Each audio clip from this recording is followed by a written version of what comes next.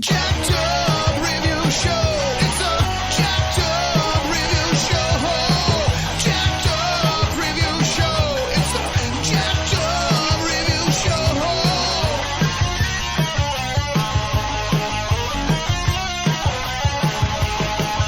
Join us as we cover many an insane movie and numerous cult TV phenomenons.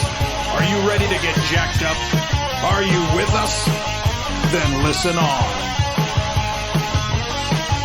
Listener discretion is advised. It's a jacked up review show. It's a jacked up review show. Jacked up review show.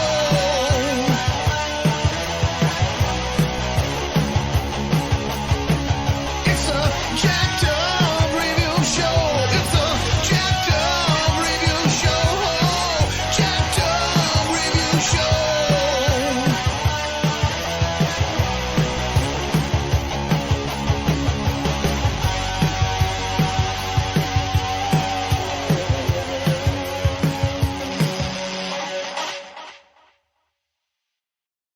She didn't commit. Nikita has one chance for survival. To become an elite operative for a ruthless secret organization. The world thinks you're dead. This is where you'll train, where you'll learn. If she fails, you fail. I can't do what you want me to do. Why not? I'm not a killer. I'm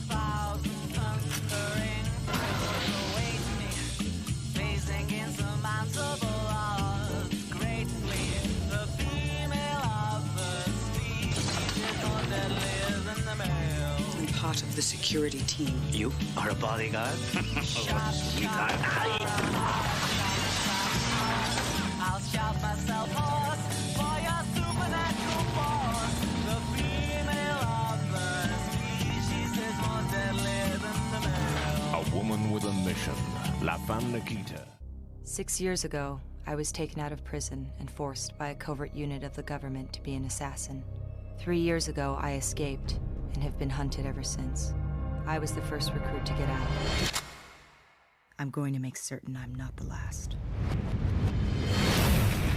The secret division of the CIA has lost their most dangerous weapon. Now, their mission is to find her before she destroys them. ¿Cómo te llamas? Nikita.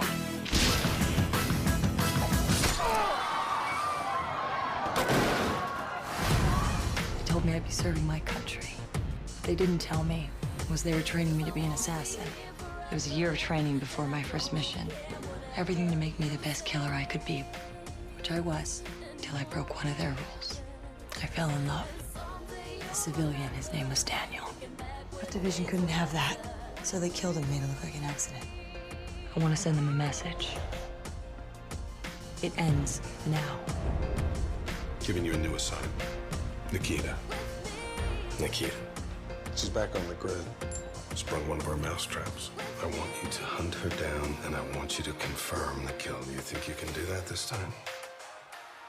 What do you think? It's Nikita. It's definitely her. Position is unchanged. Use caution. She will be armed. Bye, Nikki.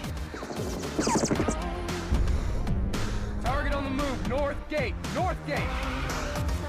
You seriously think you can burn down division all on your own? Who says I'm on my own? I'm not hiding anymore. I am not going to let a piece of street trash slow down this organization. All operations are go. You were free. You had gotten out. You were gone. What the hell are you doing back here? Somebody has to stop division. Spare me, Nikita. I know you're in this for revenge. I warned you not to get emotionally attached. You mean the way you did with me? Don't.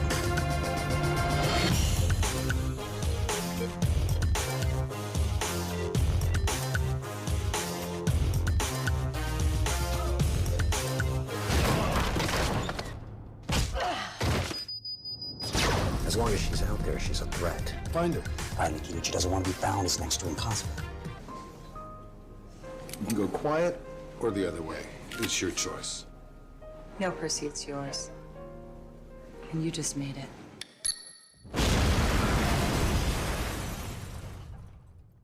Here we go.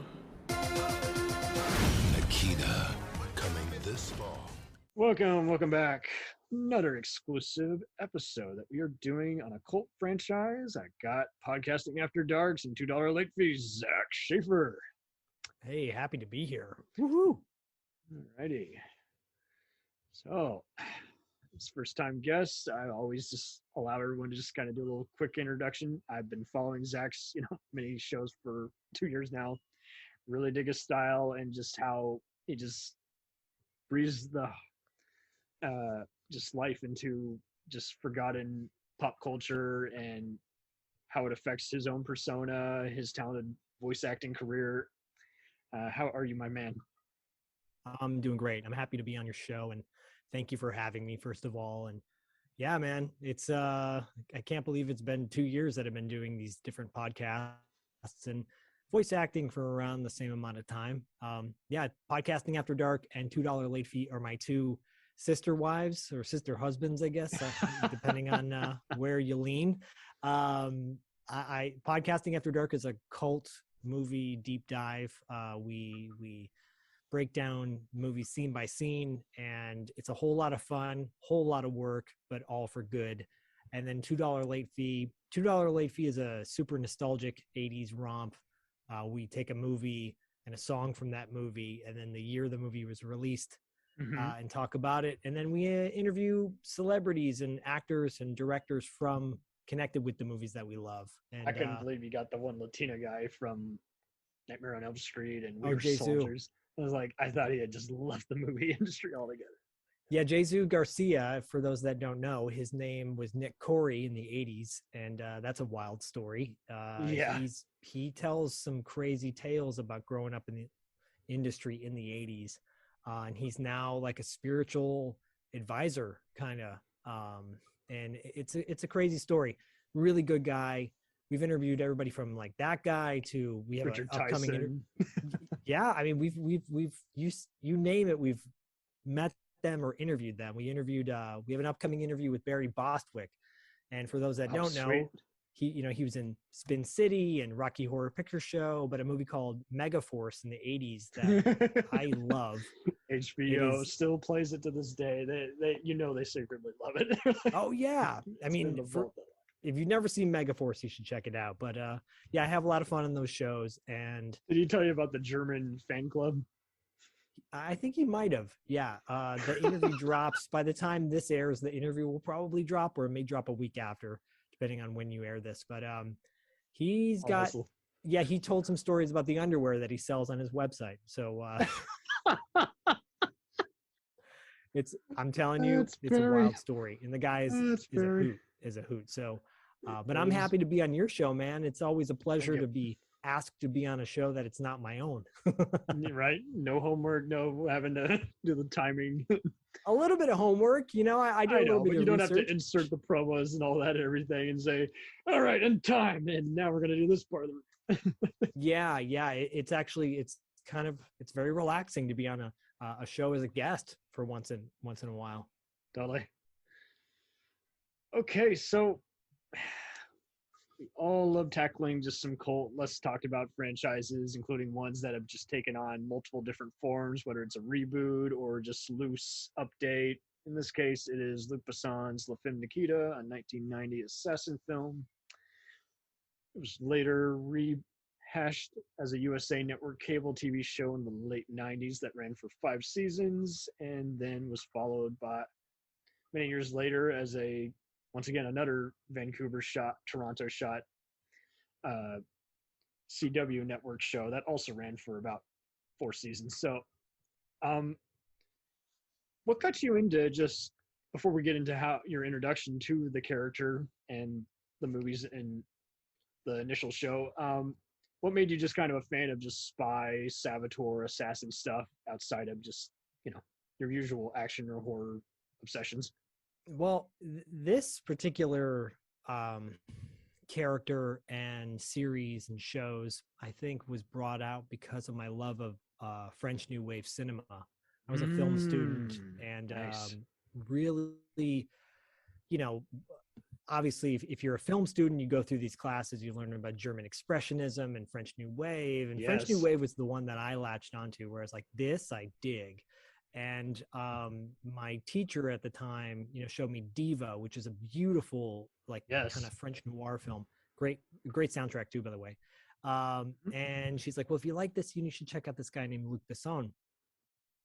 And I saw Big Blue. It was the first movie I saw of his, which I own on Blu-ray. Just if you want to see something, a movie to visually stimulate you before you go to bed in a good way, to have good dreams, that's a movie to watch. Totally. But Subway, the Big Blue, and then I saw Nikita and La Femme Nikita. I loved that. I felt like that movie fired on all cylinders. Obviously, Leon, the professional. And then, I saw that movie Point of No Return. Oh dear! With, I knew we were gonna get to it sooner or later. We had to, right? We love Bridget Fonda, but I've Yeah. never seen anyone even defend that. Not even on IMDb. It's just one of those. It's kind of just.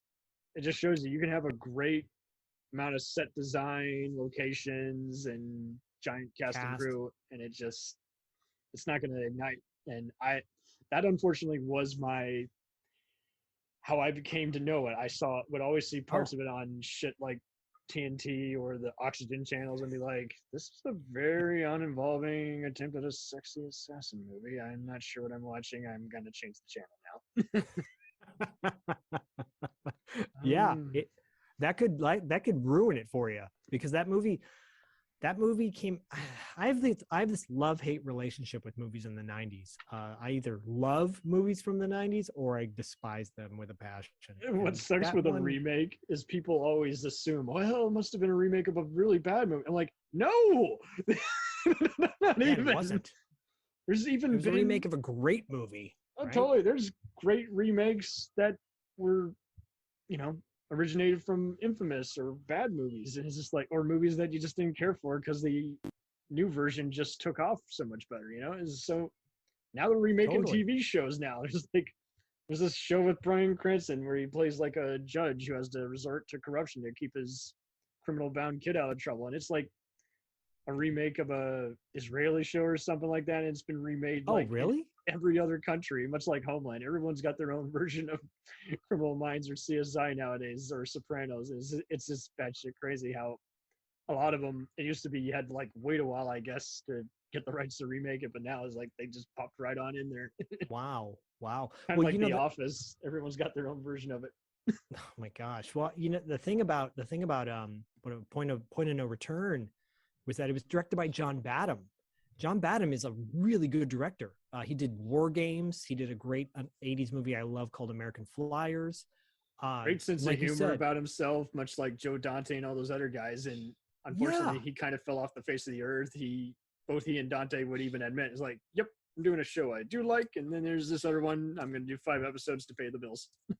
Yeah. And that probably was the case with Point of No Return, which Luc Besson wrote, You would think that it's untouchable. You got Gabriel Byrne in early role when he was taken off and on fire. And it's I don't know why it doesn't work, but it doesn't. I'll take it back. I do know why it works, but it has nothing to do with the fact that it's a remake or anything. It's just one of those where it just seems very disconnected and overly confusing for a movie that wasn't all that confusing. And so you're just wondering what changed. Yeah. It was funny. I was looking at the cast earlier today, and I forgot that Dermot Mulroney is in it, right? And he's in that show Hannah right now on Amazon Prime, which is the television version of the movie that Luc Besson was a part of, right? So there you go with. Totally. And so. I just love. I do. It's interesting that show is a female assassin show, right? Yeah. But these shows, that show, the movie with Charlize Theron that came out a few years ago. Oh, The Old Guard. Yeah. Yeah. These movies would not have come out if it wasn't for La Femme Nikita. Yeah, I doubt it. And I mean, that was also kind of a regurgitation of the Highlander thing. So yeah, Joel, we'll circle around a bit, guys. But yeah, I think what was interesting about the TV show is, it was made by people who had seen it. The creator wasn't crazy about the movie, but Yeah. he knew what he did like about it. He had worked, Joel Surnow, before he created 24 and then later, retired after 8 seasons of that. He mainly, had worked as like a story editor on Miami Vice and one of the head writers on the 80s version of The Equalizer. So he pretty much understood grit and everything. And yeah, great. Both great shows. Right. And I mean, that show launched so many careers. I mean, and had some interesting guest stars. Margene Holden from one of the Mortal Kombat movies in Jurassic World was an assassin in one episode. Bruce Payne, of all people, from Passenger 57, Yeah. and like a brief recurring role. So it was an interesting, just showing how you didn't have to go to the James Bond formula to make a creative spy show. And have you listened to the soundtrack by itself? Yes, it's killer. That so guitar, good. man, just ricocheting back and forth with the percussion. And I can see why Sean Connery just became a big, giant guy. I mean, he even scored a James Bond video game, which was really a cool cover of this theme. And I didn't know that. Cool.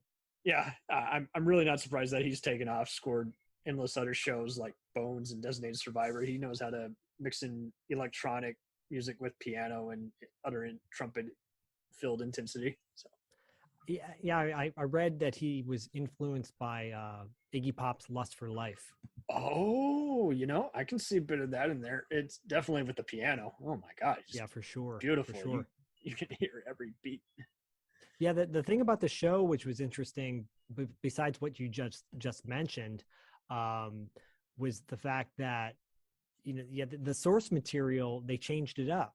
Where the main character in the original film, she was a murderer. In this, she was innocent and claiming her innocence throughout. Right. And it's an interesting twist. But I thought for certain for the longest time, Roy Dupuis. Who you guys reviewed in the movie Screamers, yeah, and Screamers was my intro to him, but I always knew he was a giant Canadian face. He was in this other stupid demonic thriller movie for Rutger Hauer around the same time, but yeah, he was a big Canadian face, and this was pretty much his foot in the door. Yeah, he was handsome and. And Peter Wilson is like, after this, like we were saying when prepping, just disappeared. Like she appears in The Extraordinary Gentleman, Superman Returns, then vanishes. I'm like, what the hell happened? Did she just say fuck acting or what? Well, there's a rumor. So as I was digging in on this, like you had mentioned, the show lasted 5 seasons. The ratings were slowly going down, right? It wasn't cable, doing that great. It's never as big an increase. And I was always confused by it because didn't it get sold into syndication as well? Because I know it was Warner Brother produced, for USA. And I could have sworn I would see a casual, I don't know, my memory might be failing me here. I could have sworn I saw something on a local WB back before it was the CW channel once in a while. But I knew about the show even before it was released on DVD because even though I had never seen a frame of it, just GeoCities were dedicated to just endless stuff. So I always knew about the show in some capacity. So I didn't have any ability to rerun, and my parents would have never been watching it. Well, I remember when it came out, I did watch it quite religiously. The first season was really into it. And then I guess PETA kind of started getting, according to like the articles and such, that she was getting a little bit of a big head, and she was allegedly offered. Right, she was allegedly offered the role of Jean Grey in the X-Men movie. Don't do it. That Marvel and money. She wanted out of her contract, and the producers refused. She did not get the role in X-Men, obviously. And this kind of, according to this article, blacklisted her for the rest of her Hollywood career, which kind of makes sense. So she wanted to leap from a show. And did they actually have like a 5-year contract in place according to this rumor? You think? I think so. Yeah. That'll do it. You kill the contract. It's the same thing when you hear about these directors who, even though they've been basically abused by the Hollywood system and had their artistic vision violated by, being fired and everything. And some of them will just at that point say, screw fame, I'll just work on an independent movie. You fucked my vision. And yeah, I will say, on $2 late fee and podcasting after dark, we've interviewed quite a few actors, and so often with these people that kind of you lose touch of in Hollywood, it's for sometimes it's those reasons where they're like, forget it, I don't need this lifestyle anymore, it's too much, you know. Yeah. And Peta sounds to me like she would go on talk shows and would just kind of be brash and have attitude and do things off the cuff that would really, you know, irritate the producers of the show. Ooh, the network. And I think she just was rubbing people the wrong way. And I think ultimately they're like, look, we don't need this. We don't need this headache. You know? Well, and this also 24 would not exist without this show. That everyone. No. So if PETA hadn't gone off the edge, then there'd be no 24.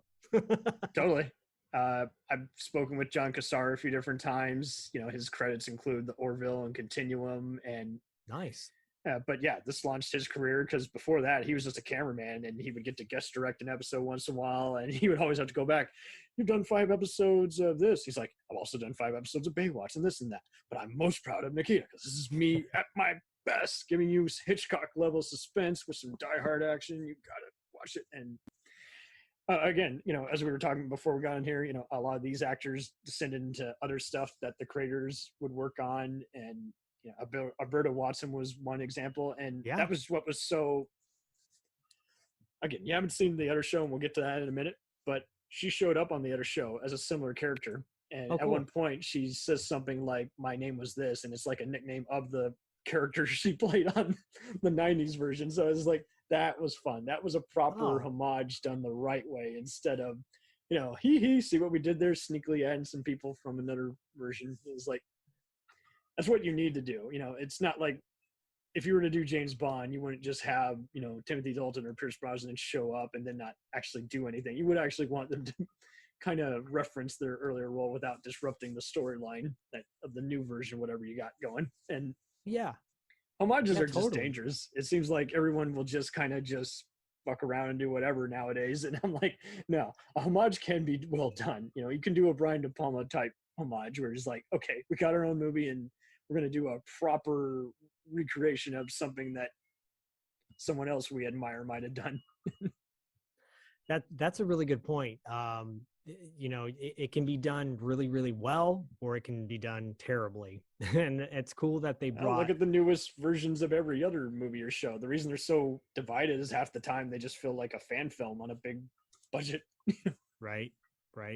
Yeah, I think you're mentioning kind of the originality of Nikita, or the fact that it was trying to be something different, right? It is. If you watch the early, at least the first season, the way it's shot, it's very cinematic for a syndicated, well, not syndicated, but a USA show. USA was trying a lot of different things at that time. One of my favorite shows at that time was a show called G versus E, and Good versus Evil. Yeah, I love that show. And so, but they would put out these interesting shows. It's nice that Nikita lasted 5 seasons. I read one thing that was interesting. The depending on the season, the title of each episode would be that number of words for the season. So the first season was 1 word for each title. The second was 2 words, and so on and so on. I think that's Good versus Evil never did get a release on DVD, and it's keeps getting rediscovered, I think, because it was what Ronald D. Moore did in between his time on the Star Trek spinoffs before recreating Battlestar Galactica and doing Apple TVs for all mankind. So you would like to think someone has some of these other archive shows and can release them before anyone remotely interested, you know, dies. Wow, that's cool knowledge. I didn't know that, because on Podcasting After Dark we just covered. I picked that show to talk about on TV Obscura. We talk about obscure TV shows. You do Obscura, which is great, but I didn't listen to that one yet. Right on. That's cool. Yeah, I love Good versus Evil, G versus E, and but yeah, USA, before they got into Monk and before they got into Psych, and totally recreated the whole show. We're a comedy channel now. We're not just stay up all night for the USA Up All Night guy too. Yeah, it's not edgy anymore. It's more like weird movies.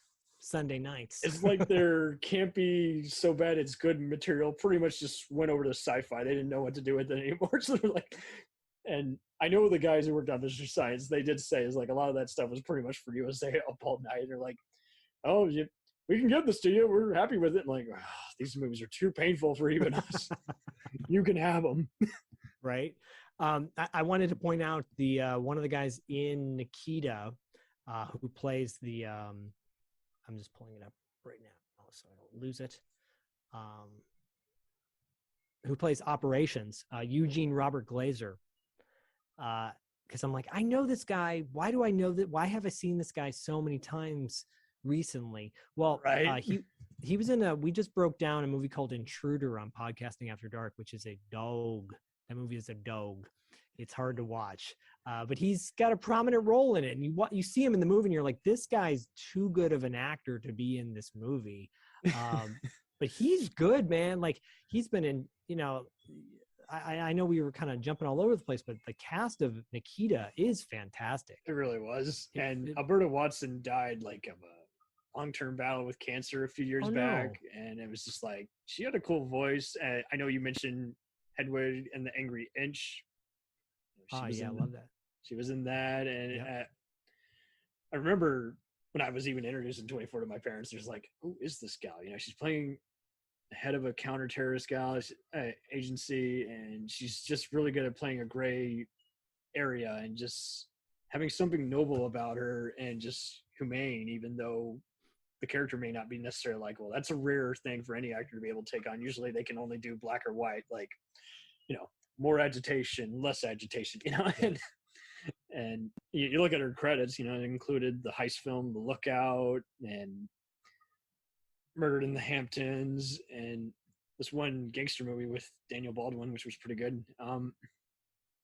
But yeah, that was one hell of a actress. And I mean, the rest of the actors were also tough to keep up with, but they were pretty good as well.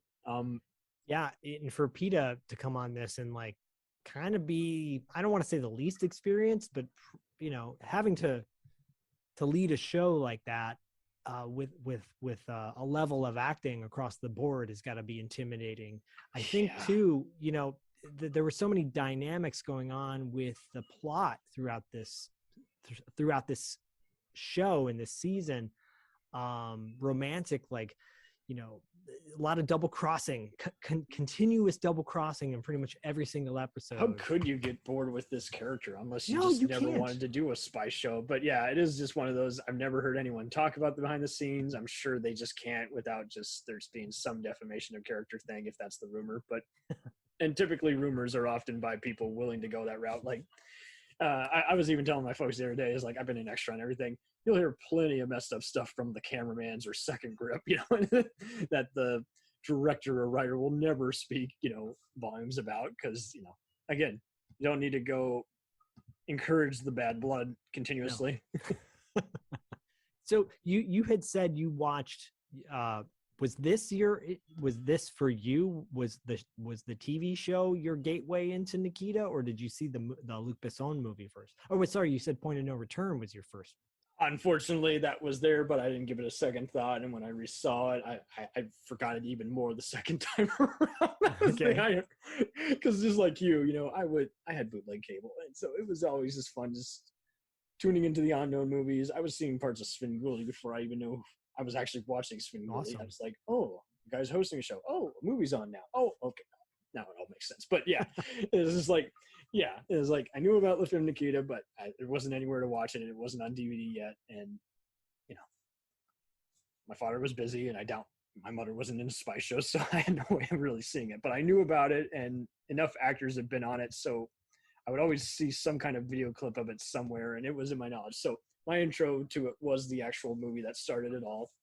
Because at that point, there was this thing called Rapid Share during college in the 2000s, 2010s. And I remember that. It was a great deal for finding lost archive stuff you couldn't otherwise find. And, Luc Besson at that point, he was pretty much the face of new wave cinema in the 90s. People totally were opening up portals to international stuff even more and more so. And that was before he started producing TV and had his own scandal. But at that time, it's like, that movie was pretty bold. It was cool to see how that's why Jean Reno got the Leon the Professional role, was by playing that, he played a likable hitman, anti-hero in Leon, and here he's playing just ruthless psycho hitman there, but dressed very similarly. And wasn't Harvey Keitel in the didn't he play yeah, oh my god, the role in the oh man. And talk about another, again, as you guys have said in your many gangster and crime themed episodes, especially in the, I think it was the King of New York episode, is like there's just so many criminal portraying actors, and that's just one. He's immortalized, he's done so much shit, but it never escaped him, and that was one of them. It was like, yeah, better luck next time. You're so good, but the movie's so bad I forgot you're even in it. It's really a shame, because I just really quickly, I just want to run through some of the other cast members. Miguel Ferrer is in Point of No Return, and Bancroft, and freaking Bancroft, right? Olivia Diabu from Living Daylights, right? Living Daylights. Jeffrey Lewis, character actor. Jennifer. Actually, wait, Olivia Diabo, or is it Mariam Diabo? It was Olivia Diabo. Okay, Olivia. So she's the psycho chick from Law and Order: Criminal Intent. there you go. Yeah. And Michael Rappaport was also in it. No. Yes, dude. Rappaport, my man. The podcaster. If you don't know who Jeffrey Lewis is, his Double Impact. Yeah, Double Impact. Yeah, Any Which Way But Juliet's Loose. dad, who just passed away. Yeah. Yeah, dude. I mean, come on. Like, how can you not do something cool with this cast? How can you not make it more suspenseful? And it just tanked. Who was the studio? Was it Fox, or was it Warner Brothers? Oh, well, and see, as behind the scenes, Showdown in Little Tokyo, that would have been as 90. Showdown in Little Tokyo and Out for Justice were also known to have a lot of studio interference by producers by Warner Brothers at that time. So I would not be surprised if it was also a victim of that. And clearly, you would probably have to do a Q&A with Bad M if you wanted to figure anything out. And that would be, you would have to really ask him, can you please just spill the beans? What happened? Yeah. It's got to, you know what? You probably hit the nail on the head, because what Showdown and Out for Justice and this one came out in 93. I want to say they all came out around the same time. So whoever was running Warner Brothers at that time. And I've heard, I was interviewing Ari Gross, who has been in a ton of things. But we talked about so creepy on The Practice. Yes, totally. He was in a movie called Coupe de Ville. And I said, why was that movie not bigger? And he goes, well, because the guy who produced it ended up becoming the head of Fox, left the studio. So the original studio that released Coupe de Ville just shelved it, and they held it back just to be dicks. And they're still doing it. We it's hear crazy about, though. But now I don't even know why they release anything in the spring anymore. It's such a joke now. What's the point? We know no one takes it seriously, or it's movies that have been in the can for a while that we're just going to die instantly. It's like, then don't release it. Just have it be direct to video for all I care, and we'll decide. But don't make us spend money at a Metroplex and then be like, oh, I don't know why it didn't get received well. Yeah, the minute I saw Scream, the new Scream movie coming in January, I'm like, so I'm never going to watch it. Oh, yeah, I didn't think probably about that, will. but I know what you mean. It does get to that point where it's like, this is tiresome, guys. I mean, it's just so cliche. You guys know, we know it. It's the marketplace is just, do you want this to collapse to where everyone just gives up everything now? Right. I do want to know, now that you've said that, I want to know when Point of No Return came out. It came out in March. You're right, in the spring. So there you go. They were doing it then. They're still doing it. And dude, you are a wealth of knowledge as well. My God. Thank you. The Superman Lives documentary was a big help. I know Lorenzo Di Bonaventura, who now works often with, Paramount and everything, said that marketing was just such a mess back then. They were so used to Warner Bros. Especially would lose money at the box office and then make it back on HBO repeats since it's a sister company. And it was just like, and they're still doing it now. I mean, you heard that's how the DC movies were handled, where they hired people from the Honest Trailers to re-edit a movie. I'm like, those guys are YouTube videos. They aren't film editors. I mean, good for those guys, but seriously. Yeah. I want to be known for a guy who had to force the studio to forge out twice the amount of money just to make a director's cut. Right? Oh my gosh.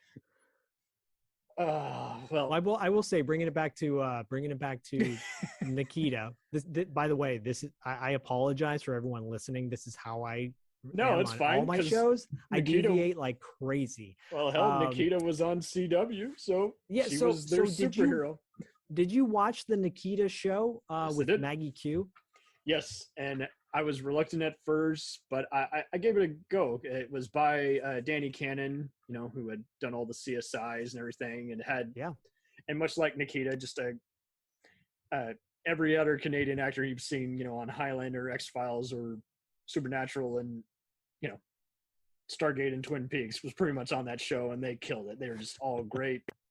It followed the Equalizer formula even more closely. Okay. And that's what was cool about it, is just having just that everyone at that point, it was 2010 when it came out, so they were pretty much following the whole Taken, Man on Fire type formula, and it never got full of itself. It was always very short seasons, and they pretty much had it be to where she was just finding they gave you a better idea of the brainwashing capacity they used in the experiments and everything. And so again, like you say, the original 90s movie, pretty well done, had groundbreaking roles for Anna Parlot and Tiki Cario and Bad Boys and GoldenEye fame, and a rare, good guy role. Yeah. And showed you how a thief could become a spy and reshape her life, redeem herself. 90s show changed it up, but still had a lot of just unusual Mission Impossible type, scenarios and taking down terrorists and unusual saboteurs. This version was very cool in its own right. I knew many who swore by it, and this pretty much gave Maggie Q all the street cred she had. She was already just popping up in unusual movies, Balls of Fury, Die Hard 4, Mission Impossible 3. But this, I think at this point, everyone was like, wow, we like her as a dramatic actress, and man, can she kick some fucking ass here. Totally. And she did a lot of her own stunts, except for obviously the ones where no insurance is going to cover, where you're being thrown through a window onto a car. It just can't happen. But the casting was really dynamite, and every once in a while I'll see people talk shit about Devon Sawa. I like that dude.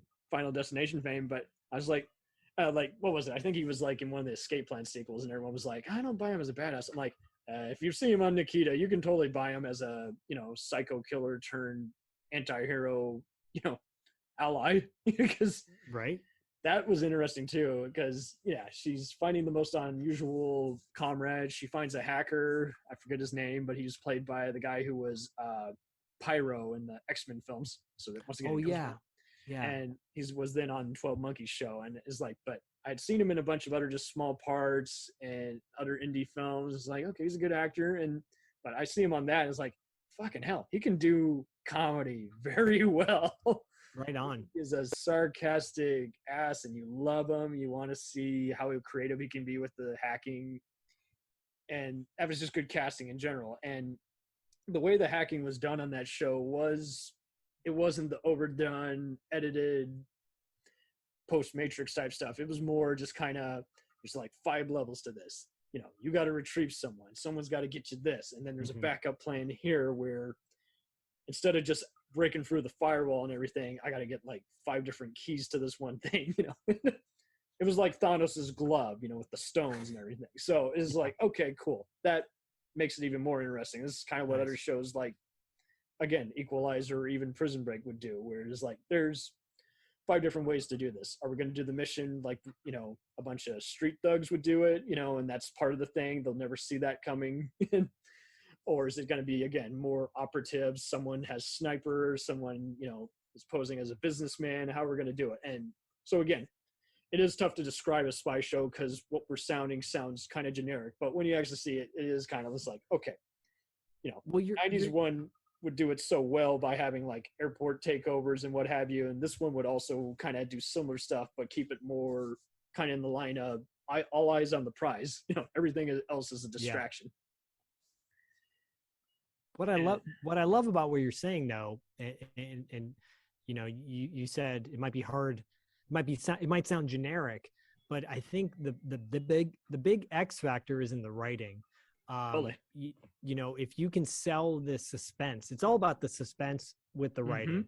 And the best spy movies, TV shows that keep you captivated, you know, I think the spy genre is so great for television because you can, the cliffhanger is Always prime for spy Who's going to stuff. fake their death? Who betrayed who sold out who has to flee to another country? You know, it's always shit like that. Or you can even do, again, with the next week on Highlander, you know, you can do shit like that. Where it's like, trapped behind enemy lines, no bullets left. What will he do?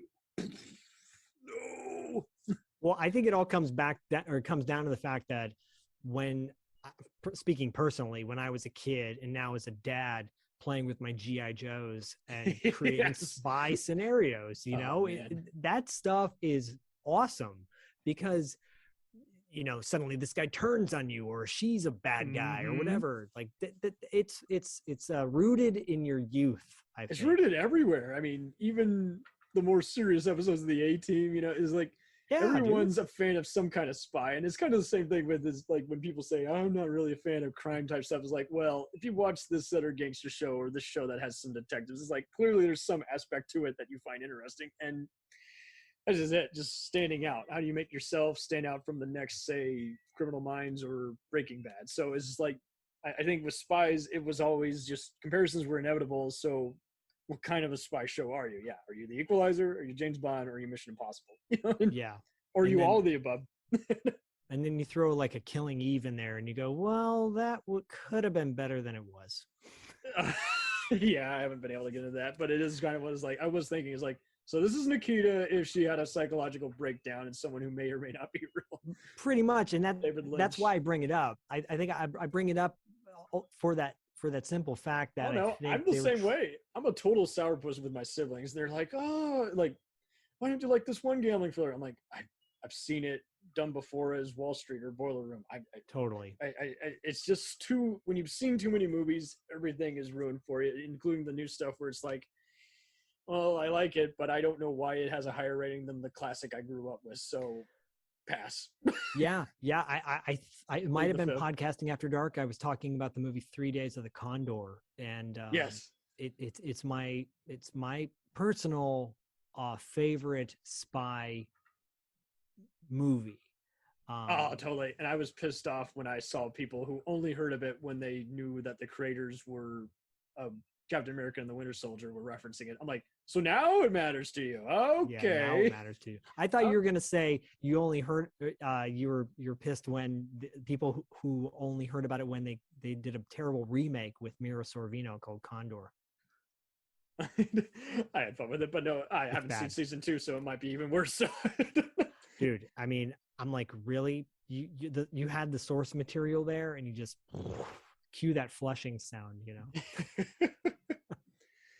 I got to check out. I've been wanting to check out the Nikita show with Maggie Q because you're right. She is phenomenal. It's pretty much why she got her new movie. The what was it? Not The Courier. Was it The Courier? The Protege. Yes, The Protege. Yeah, she would not. Had she not have been on that, or even Designated Survivor as the badass FBI agents investigating someone who might be trying to assassinate a president, you know, it's like, I don't think she would have gotten The Protege at all. And written by Richard Wenk, who wrote the Equalizer movies. Mm-hmm. Can't wait and for that directed Vamp. Yeah, Vamp. There you go. Classic cult movie. And, you know, Wing's just the man in general. Just a very friendly guy.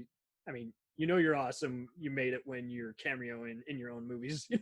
No doubt, man. I mean, how often do you see screenwriters get into cameo in their movies? No, I don't see it all that often. If anything, they'll just appear as like a photograph, like on a suspects list or some shit, or just name someone after crew members. But yeah, and it's very interesting how the whole process, how people choose to be creative or could be more creative, but aren't. But yeah, I don't think half of these shows would even exist without the 80s Equalizer or any version of Nikita. There's definitely some hunger for it. I mean, yeah, when I saw the Taken TV show, I was actually impressed by it.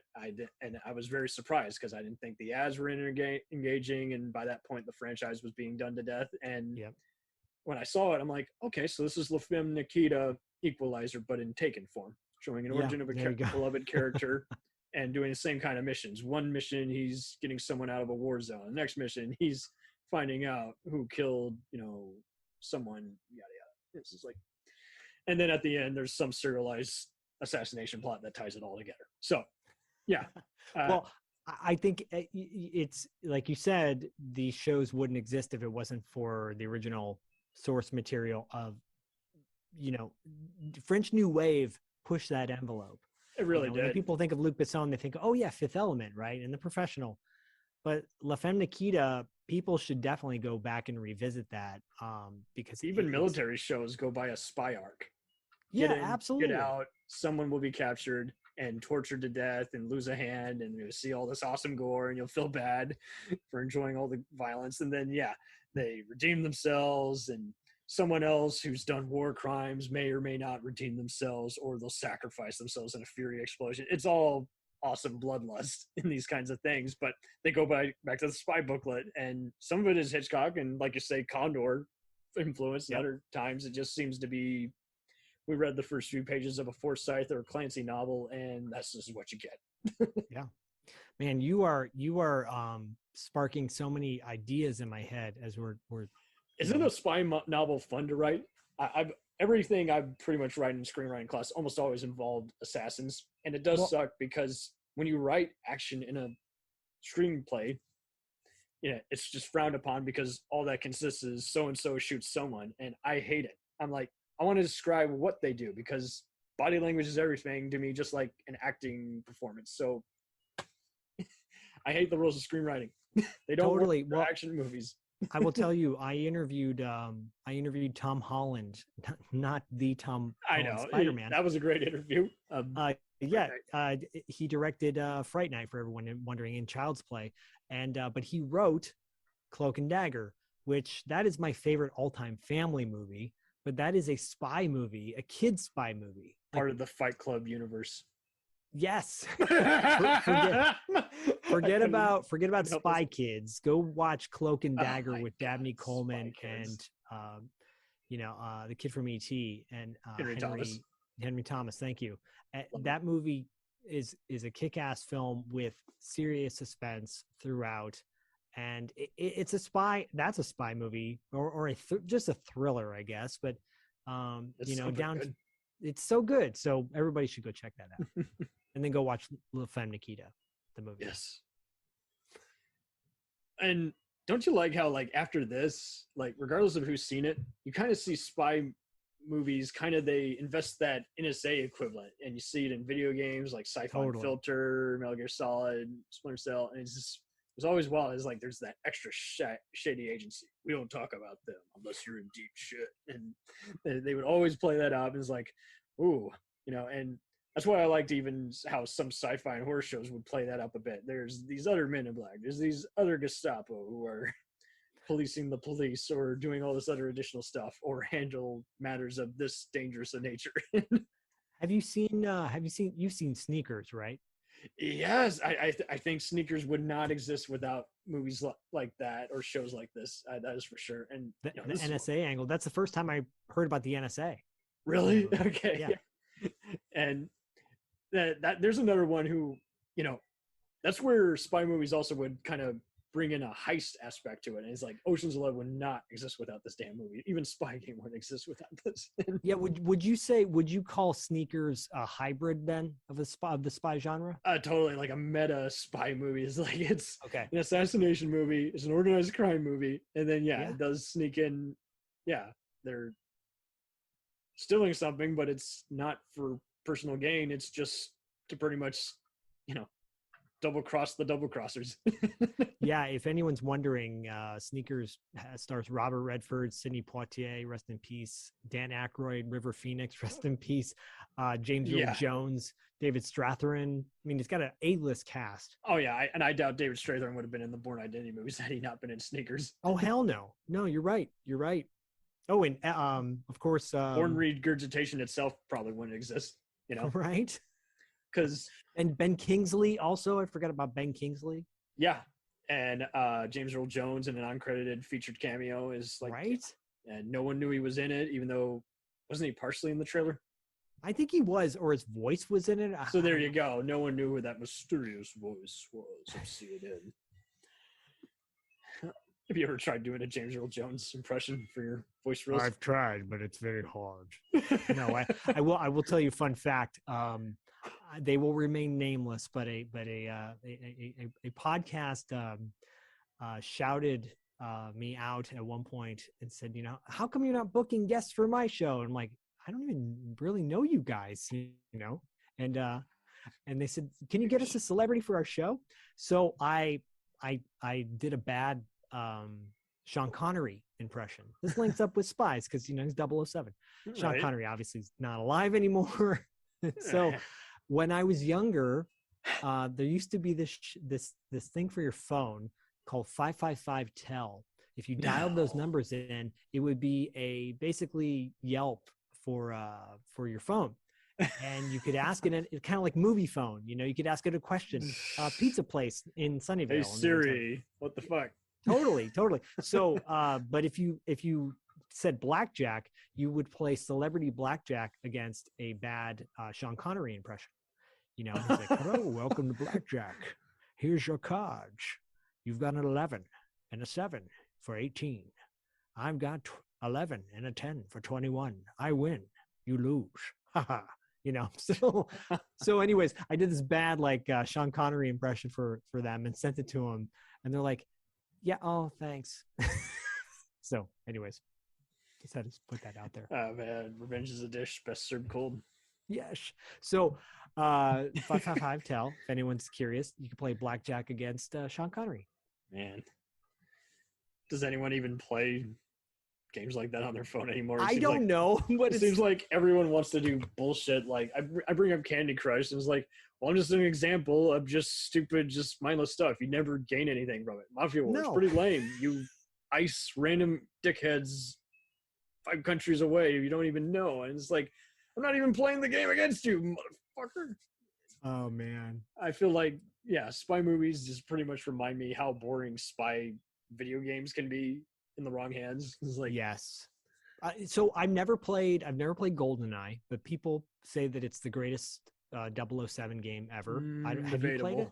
I would play some of it at a friend's house before I even got into Bond, and personally, I prefer Everything or Nothing. Okay. Because that was an original storyline. It wasn't based on any of the movies. It had Brosnan come back. It had William Dafoe as the villain. He actually looked like the villain. Really? Yes. Oh, cool. Yeah, original theme song composed by Maya, of all people. And it had a fun multiplayer where basically you would just go around and just pick up various objects, and just fun-ass game. And the relation to this is, yes, also Sean Connery of Nikita scored the theme, and it was really addicting piano. Cool. So, look at you tie it all in. I had to. But good. You were good. Good way. In fact, you got us started on this whole thing on how are spy movies just becoming too generic, or do we have good premises but we don't know how to explain it? Are we giving it to people who have only worked on Born Identity, Taken type stuff, and they don't even know why it works anymore, but they're just hired because we want your film to look like this and look like this, copy and paste. Same thing as typecasting. Yeah. Well, I think to be honest with you, I thought Taken kind of almost jumped the shark at that point. When that movie came out, I'm like, is this it? I think this is as far as we can go. But then television series, like I said earlier, Hannah, it's on its 2nd or 3rd season now. I can't believe it, based off a cult spy movie that was a cult hit. Yeah. Do you ever see The Unit? No, but I'm aware of it. It's a CIA trained Delta Force thing, and when I see stuff like Strike Back or some other international British shows, like, yeah, they're taking their cue from shows like this. It's not just NCIS or Nikita. They're actually trying to be, again, one of those international men on a mission things. But yeah, no, that's a good point too. It seemed like Taken's influences on pretty much every other spy show nowadays, especially ones that are like comebacks for an actor. That's kind of inside joke too. It's like, okay, so and so's taken because they're playing, in a comeback role, playing a middle-aged ass kicker. Ben Affleck's back. Oh, really? Okay, he's not. Oh, good. No offense. Well, and who would have thought John Krasinski on The Office would make a great Jack Ryan? No way, man. I would never thought that would have flown at all. And then I saw that, I'm like, that's not going to be good. And it's really good. Well, and just the writers they attached to that. It's a shame that it's been almost 2 years and season 3's been delayed, but yeah, I got faith, especially with the new showrunner they picked. I was like, oh, he's got a good body of work. It's going to happen. It'll happen. And hopefully they can tie it all together without remorse. Yeah, Show no how doubt. Rainbow Six gets formed in a modern day era. What would be the modern day, if you had to have a Nikita and like still Team 6 type team, what would it even look like? Would it just be all the action heroes we've come to love in the recent 2000s? Would it be the Expendables? What would it be? I mean, I heard, I don't know if it's been confirmed, but I know that Amazon's working on a Lady J TV series. Oh, really? And I have, my son recently got back into G.I. Joe. Nice. And I've deep delved into the characters and the backstories of some of these things. They're so well written, at least the comic book version of these characters. And yeah, even the cartoon version, I mean, they did as good as you could get in a Saturday morning cartoon. Hell, absolutely. You could turn Nikita into a Saturday morning cartoon. It didn't matter if it was for kids or for teens or adults. It would work because you could. The material is there. You can get it as twisted as you want and get to 10 episodes, and now you just got to worry about the animation. Yeah, I would say that the spy and kind of militaristic genre it's a little past me currently right now. I'm not watching that many shows, but so that in mind, I'm not big on the Expendables. Good. Lineup. It's just a homage show. It's barely what you would call an actual, movie. Well, I feel like they missed the boat. I feel like they just needed a better Expendables 2. It's funny because Richard Wank wrote Expendables 2. He did rewrites, but yeah, I mean, he did rewrites. Yeah, he did a better job with the mechanic thing. I think. I think so too. I feel like that could have been done a lot better. I like the idea of an older crew. I like seeing older people in that role. Maybe that's because I'm 45 and I'm like, we can still go. Come on. No, I'm with you. I'm getting tired out every time, especially when half the time I'll see a fun tribute to a star from the 80s and 90s making a comeback, and it just doesn't ignite for whatever reason. I've seen, I check out anything with Pierce Brosnan, and he did a cool movie called The November Man that claimed it would get a sequel and never will, but great I've seen movie. Totally. And I've seen him in other stinkers where I'm like, it wasn't meant to be. You're great in it, but the material just wasn't there. And I think it's just kind of just the same way with half these other guys is like, just see them in the comeback roles, but they just didn't have a script that was worthy of their talent. But and I just don't know where the money goes. Is it really just for the shooting fees and the camera work and the actors' day rate? I guess. Because I know they're now paying like, for all these TV shows that have all these big stars attached, like they pay out the ass for that now. It used to be you're a movie actor or a TV actor. And I think Maggie Q is definitely part of the successful crew of people who were both on the big and small screen simultaneously and their career kept rising. But I mean, I see that with like Yellowstone. I saw an article that had highest paid TV actors, and Kevin Costner was number one. He was making $30 million an episode, not per season, an episode. Everyone else is getting paid shit, the typical $450 for the day fee. I'm like, fuck, I would hate being on that show. But yeah, it's like, so I'm wondering where the investments are going. Is it really for the actors, to basically be paid a giant ass salary for the year? What is the, I get that they do invest based on the names, and that's why half the time, especially you've seen it on the movies you do, where it's like, I love this actor, but they're totally miscast here. But the investor clearly thought, hey, your name means this much in Brazil or Bulgaria or Japan. I don't know. we want to talk about spy franchises that are still going. I really like I get that it's a lowbrow title and it's a direct-to-video series for the most part, but I really love the Sniper series with Tom Berenger. Oh, kicks dude, fucking ass in that. And some people do or do not know about that. And Sniper's great. And the original's great. And it's going back to the same deal. Get in, get out, lose a finger. Right. And I guess a lot of people like spy stuff, but they don't know why it's good. It's kind of the same thing when you watch an awesome gangster or doctor show. You don't know why you like it, but if you actually do a deep dive into it, you can understand what makes a difference. And there's a reason St. Elsewhere is different from, say, ER. ER is a formula, while St. Elsewhere is just a bunch of crazy antics that happen to be at a hospital. It's a big ass difference. That would be like comparing Barney Miller to Law and Order. It's not the same kind of cop show. So I think Sniper's spy shows, same kind of deal. Is like people don't know if they want the A-Team or if they want Nikita or the Equalizer. Right. It's nice to know that the genre is wide enough to encompass all of those. I would hope. And yeah, and that's a good one to bring up. Sniper is definitely one people should revisit if they've never seen it. I think because it's like a video game come to the screen, So it really was. Before that was a thing. I don't think the movie Shooter with Marky Mark would have existed, even though it was based on a novel. Is like, and after that, I did start seeing just like Dolph Lundgren did a few different movies, even overseas, where he was playing a merc who was a proficient sniping specialist. And so I think, there's all these ingredients that people know and love. And you ask anyone who writes action movies, they're like a giant fan of like anime or movies and shows. And so there's clearly someone who knows the formula, but I guess it must just be hard to get some of these pitched to the right studios. Or again, you'll pitch it to them and they'll say no and they'll steal your idea. So right. It's easy to do too.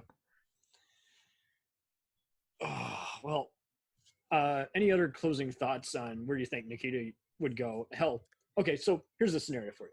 Let's say 30 years go by, streaming is way out of control and oversaturated, even more so now. Who would you cast in a reboot of Nikita?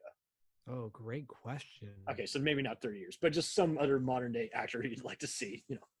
Assume that kind of similar role. Who would be their informant, who their mentor, and who would be their enemy who knows all their secrets and tries to frame them for an assassination? Yeah, because it's got to be somebody who's versatile and who can go. And I don't want to go the obvious route with like a Scarlett Johansson. Although you could probably get Florence Pugh. I know she's beloved for that thing, but I mean, even after you get that Midsummer out of the way, she seems very proficient with accents. So you could. That's a good one. Wow. Yeah, that's a really good call. Like that a lot. Or you take somebody who's maybe a little softer. Maybe one of the Mara girls. One of them was in Girl with the Dragon Tattoo. You know what? That's a good one too. I was thinking of I love what's the name of that horror film? It Follows. That one. I think her name's Micah Monroe. Yeah, Micah Monroe. Micah or Mika. She's cute. Yeah, but she's got a mysteriousness about her that's really intriguing. So I'd go with her. How about that? Please. All right. So who will play the mentor, the badass who used to be but can't kick ass no more? Well, I tell you what, I interviewed Cynthia Rothrock recently, and she's first of all, she's a cool person. She's so cool.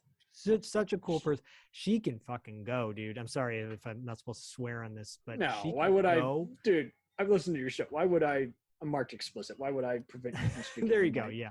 No, she can go, man. So, and I tell you what, I'm a huge, I grew up watching these straight-to-video movies in the 90s. And why are these people not on the big screen? Even people who were watching it without realizing they were watching it, it would come on all the movie channels, even if you didn't see it at the video store opening, sell date. And yeah, Rothrock, I mean, she could have had the giant career. She was attached to a Stallone project that became a specialist. And yeah, and compared to some of the other guys, I think she and Don the Dragon Wilson have been very just good sports. They could have had the Yep. big career. I mean, even Dolph Lundgren came around, I think, after he noticed that studios would keep mishandling his movies. He's like, okay, so I'll always be He-Man and Drago from Rocky, but I I'm got okay this with other. that. Yeah, and I got this, and I know you guys aren't as big on him, but I am.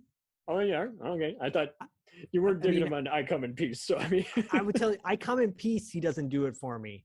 right. And it's. You're right. Drago, He-Man. Don't get me love him in wrong. those. I didn't watch his movies for the longest time because the covers of his movies were terrible. Yes. He just looked like a Schwarzenegger wannabe, and so I was like, this guy looks good, but boy, howdy. And this is before I realized IMDb ratings were bullshit, but it'd be like, it does look kind of cheap. I'm not There's a sure. flatness to him in his delivery. I'm just gonna, I'll be very diplomatic about that. It's fine. I think he's come a long way at trying different accents and everything, but there are some He movies has. where it's like, yeah, it doesn't matter what dialogue he says, where it's like that the scripts just can't work. And I think all the martial artist guys suffer from just. I see Alex Nevsky now as this new guy, and he's basically aping the career of Schwarzenegger. And truth be told, I think he's worse than Yul Ball. Wow.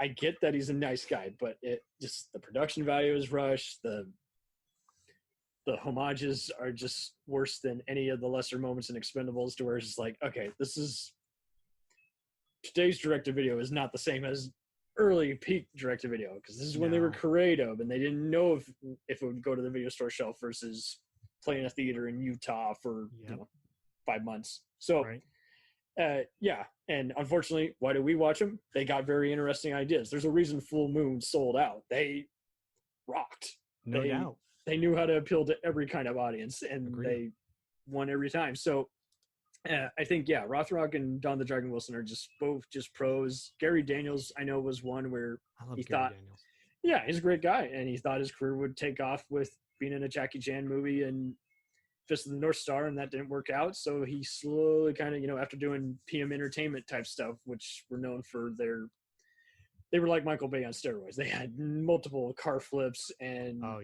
giant. Y'all should check out PM Entertainment. They're Oh, great. totally.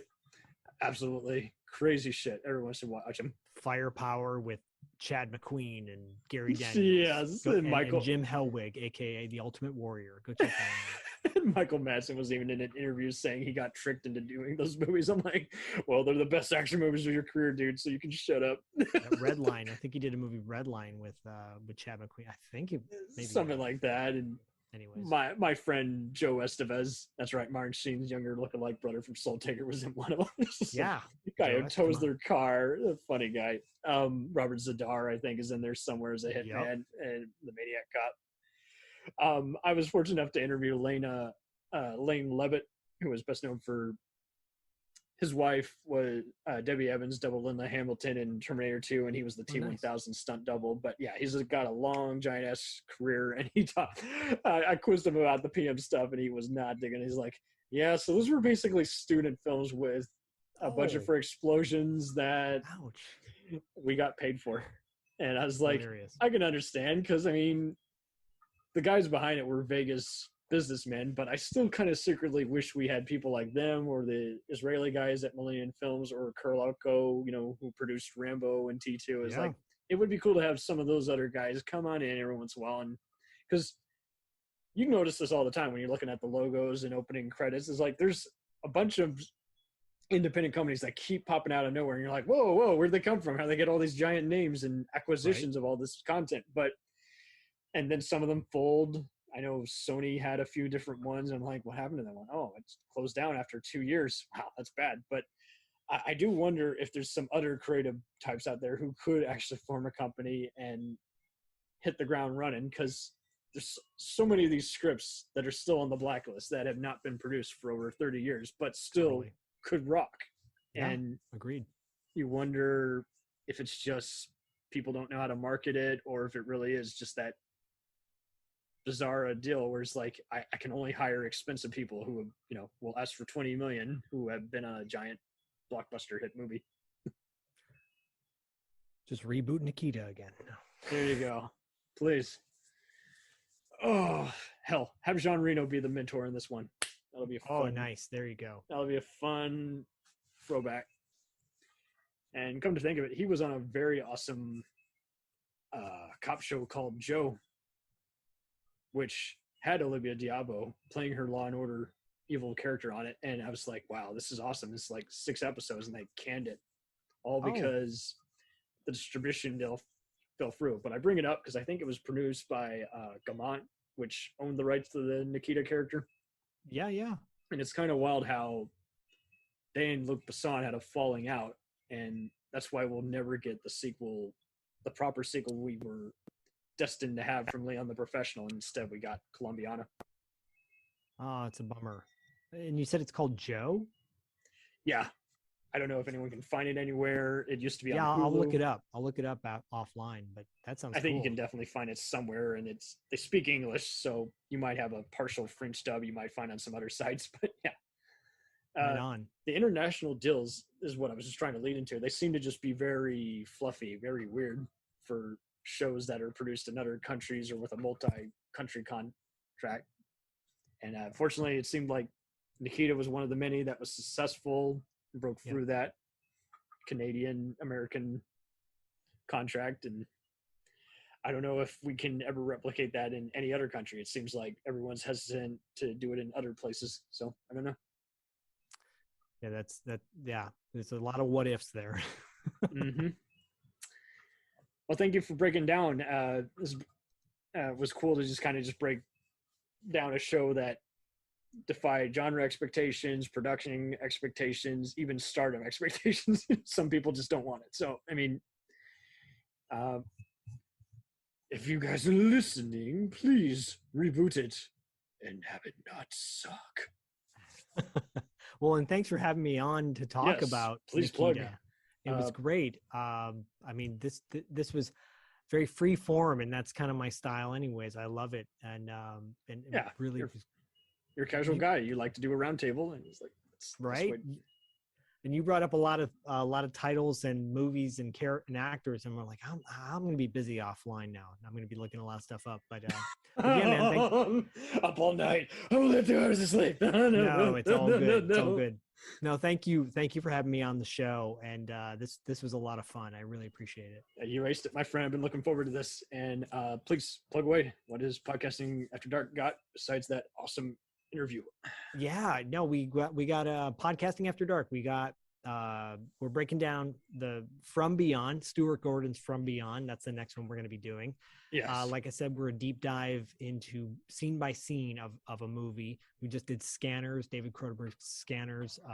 That's a cult movie show that everybody should seek out. $2 late fee is an 80s nostalgia podcast. We have an upcoming interview with Barry Bostwick from Megaforce. We actually just interviewed this guy named Luca Bercovici, who is the director of Ghoulies. But if you look up his resume, you'll know who he is. Yes. He was in a movie called American Flyers, which is directed by John Badham, bringing it back to Point of No Return. We're going to be breaking that one down too in February. And then upcoming for March, we've got Martial Art Madness, where we talk about different martial art movies. That's going to be fun. So anyways, podcastingafterdark.com, $2latefee.com. Check out all the shows on the network. It's dynamite. Yeah. Something for everybody. There's Talking Back. There's all these other ones. Talking Back, the Cartwright podcast. There's Action. Yes, and Action has been really good, especially when they do the free form. It's like, ooh. Yeah. Throwback Trivia Takedown is a fun one too. And they're all Ready to Retro is a friend of ours podcast. That's great too. But all that good stuff. Podcasting After Dark is a part of the BFOP network and Blast from Our Past. So go check us out, bfop.com, I think it is. Or you just go to Podcasting After Dark and all the links are there as well. Acing it, my man. Thank you. Keep remaining safe out there and have yourself a quality movie you actually want to review. No more cyborg repeats. Can't keep doing that. Oh, no, hell no more no, deep hurnings. No, I got the Blu-ray director's cut of it, and I don't know what kind of torture I'm in, if it's even makes fucking difference. You know, some movies, just like Highlander 2, just cannot be rescued. You can watch them and laugh at them, but they cannot. It doesn't. Yeah. If you recut it 5 different times and it still makes no sense, it's just like, even David Lynch is rolling in his grave. says when he gets Via there. con Dios, as I would normally say. So via con Dios on that. Thank you so much, man. Yes. Yeah. Happy Assassin Day to you. Looking forward Sounds to good. March. We'll return after these messages. Hey, feeling down? Feeling low? Not enough podcasts about movies in your life? Why not try They must be destroyed on sight. the new Podcast Cure-All? Sure to get you right with the world and on a path to better living. We have exploitation, we have Italian horror, we have zombies, we have slashers, we have crime films, we have spaghetti westerns, we even have sci-fi and sex comedies. So take a dose of They must be destroyed on sight. as needed, and let the hosts, Lee Russell, Daniel Harper, Paul Romali, and the odd guest host cure what ails you. Warning, may cause atrophy, African consumption, black fever, bone shave, chin cough, colic, cramp colic, dropsy of the brain, elephantitis, grocer's itch, jaundice, mania, miasma, mortification, palsy, Pox disease, rheumatism, scurvy, St. Anthony's fire, summer complaint, and worm fit in some people. Consult a physician before listening.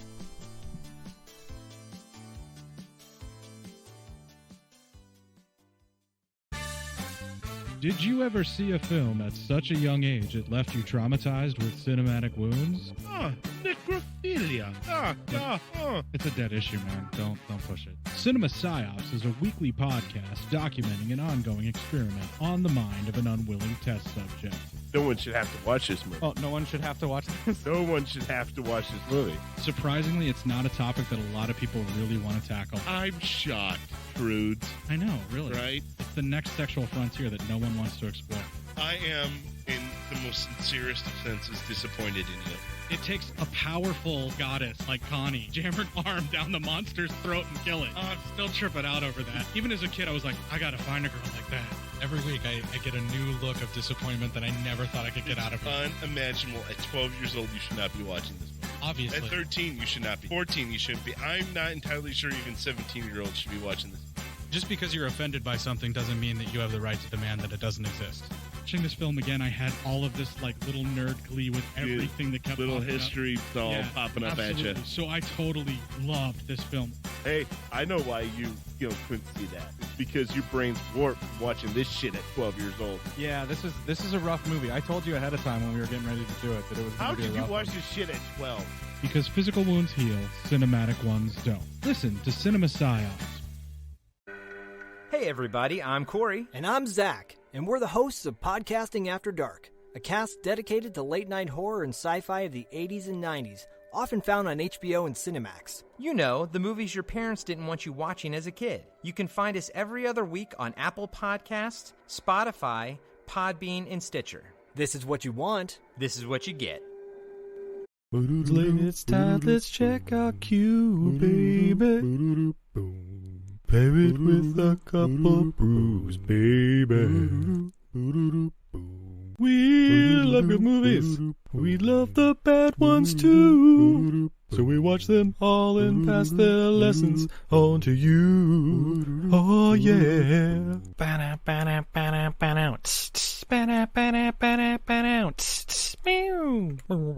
Everything I learned from movies helps to make life a little bit groovy. With the one last plot holes and gratuitous movies. It's time to get busy with your friend Steve and Izzy at eilfm.podbean.com. We now continue with our program.